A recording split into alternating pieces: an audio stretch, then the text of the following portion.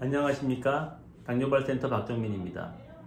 오늘은 최근에 의료계 상황이 변화를 하고 있는데요. 이러한 변화되는 상황에서 당뇨발 환자분들이 적절한 치료를 받기 위해서 어떻게 현명하게 행동해야 되는지, 어떻게 대처해야 되는지 등에 대해서 한번 알아보겠습니다.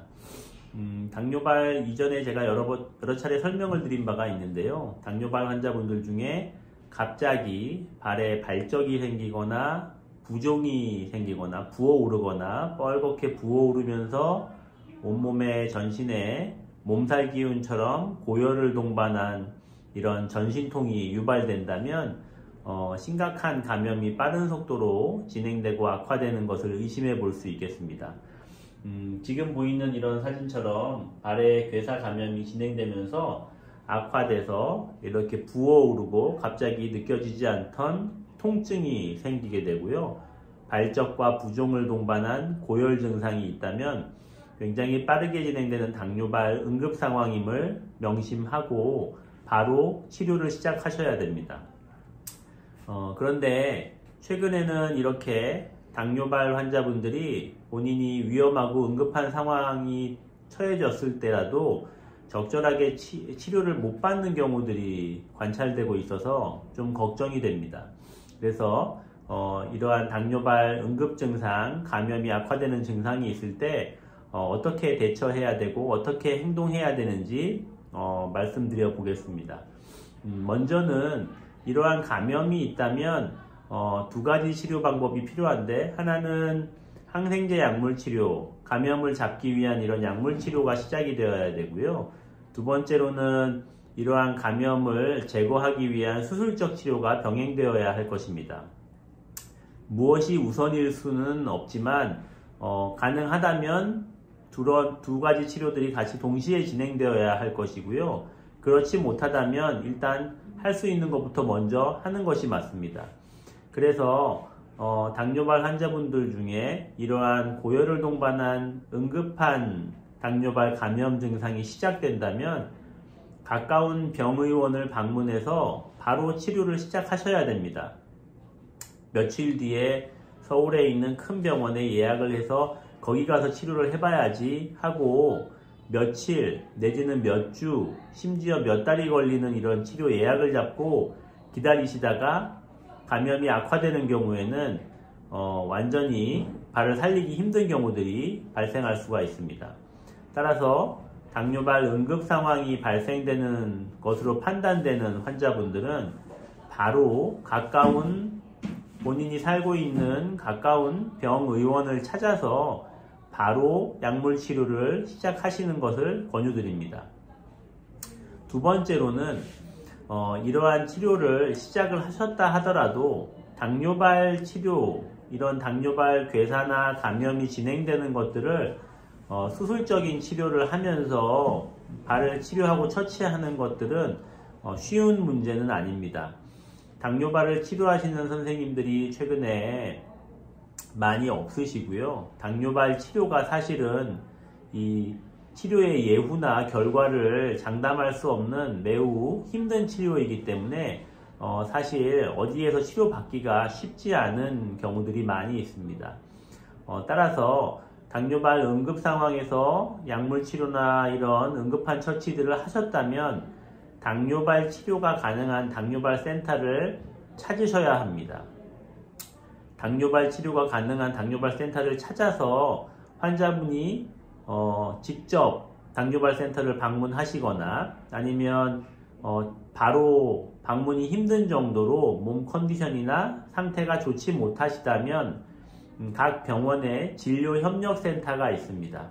저희 병원 같은 경우에는 진료협력센터가 따로 있는데요. 이러한 곳을 의뢰를 해서 환자분이 이런 컨디션이고 상태이신데 본원으로 당뇨발 센터가 있는 병원으로 전원이나 이송이 가능할까요? 하는 문의를 하고 병실을 확보하고 안전하게 환자분이 옮기실 수 있으면 가장 좋으실 것입니다.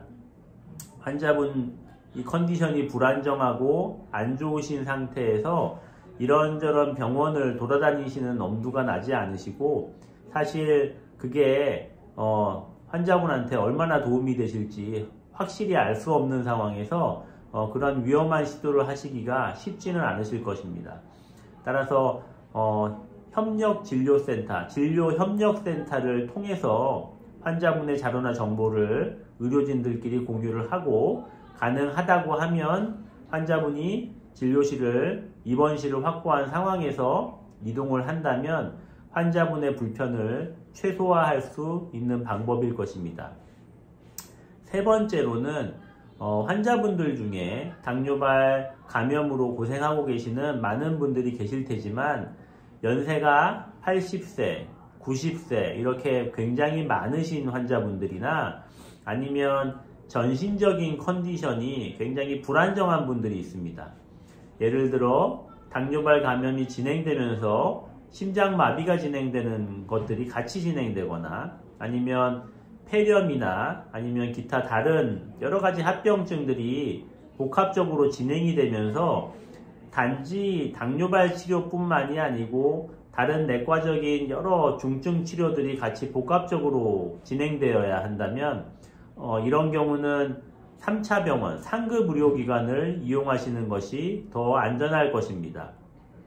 이러한 치료기관을 찾기가 최근에 굉장히 힘든 것이 사실입니다. 특히나 최근에 일어나는 의료계 상황으로 인해서 상급 의료기관에 계시는 선생님들의 이런 환자 치료에 대한 부담감이 굉장히 더 심하고 힘든 경우들이 많이 있고, 따라서 이렇게 실제로 치료가 필요한 당뇨발 환자분들 중에 중증 환자분들이 적절한 치료 장소를, 치료할 병원을 찾지 못해서 힘들어 하시는 경우들을 종종 목격하게 됩니다. 참 어려운 문제이시기는 한데요. 일단은 환자분의 상태나 컨디션이 굉장히 불안정하고 힘든 상황이라면 치료가 가능한 대학병원, 3차 병원을 찾아서 거기에 계시는 여러 선생님들의 협진과 진료 협력을 함께 받으시는 것이 필요합니다. 그러한 컨디션 정도가 아니시고 적극적인 치료나 처치가 필요하면서 최대한 발을 절단하지 않고 치료를 시도해 볼 요량으로 치료 시도를 원하시는 분들은 이러한 당뇨발 치료가 적극적으로 행해지고 있는 당뇨발 센터 등을 찾아서 당뇨발 치료를 위해서 노력을 하고 시도를 해보실 것을 권유드립니다. 당뇨발 환자분들이 여러 응급 상황에 노출되고 있고, 이러한 환자분들이 저처럼 당뇨발을 치료하고 있는 상황에서는 모두 중증 환자로 보이지만 의료계에서, 그리고 종합병원이나 큰 응급실에서 환자분을 분류하실 때에는 매우 중증 질환으로 분류되지 않는 경우들이 흔하게 있습니다. 중증 질환으로 분류되는 경우는 환자분이 당장에 정말로 위험해서 생명이 위독한 경우나 아주 위중한 다른 질병들이 같이 동반되면서 악화되는 경우에 그렇게 입원 치료나 3차 병원의 치료를 이용할 수 있겠지만, 그렇지 않은 경우에는 단순한 당뇨발 감염이나 그로 진행되는 괴사나 감염 경우에는 중증 질환으로 분류되지 않고 치료가 3차 병원에서 시행되지 못하는 경우들도 종종 있습니다.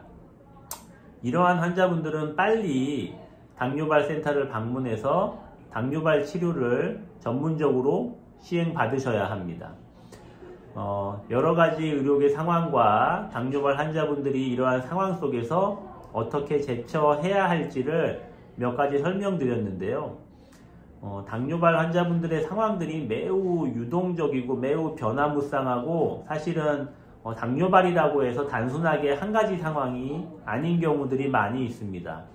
그래서 당뇨발 환자분들 그리고 보호자분들이 이러한 치료를 어떻게 시행받으셔야 될지 굉장히 혼란스럽고 고민스러우신 경우들을 많이 목격하게 됩니다.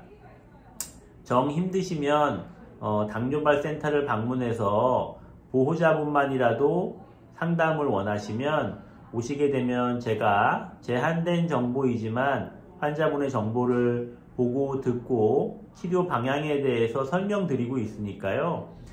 힘드시더라도 보호자분만이라도 당뇨발 센터를 내원해서 이런 환자분이 계신데 어떻게 치료를 해야 됩니까? 하고 문의를 주시면 제가 아는 한 성심성의껏 치료 방향에 대해서 함께 고민하고 치료 방향을 알려드릴 수 있을 때까지 설명을 드리겠습니다.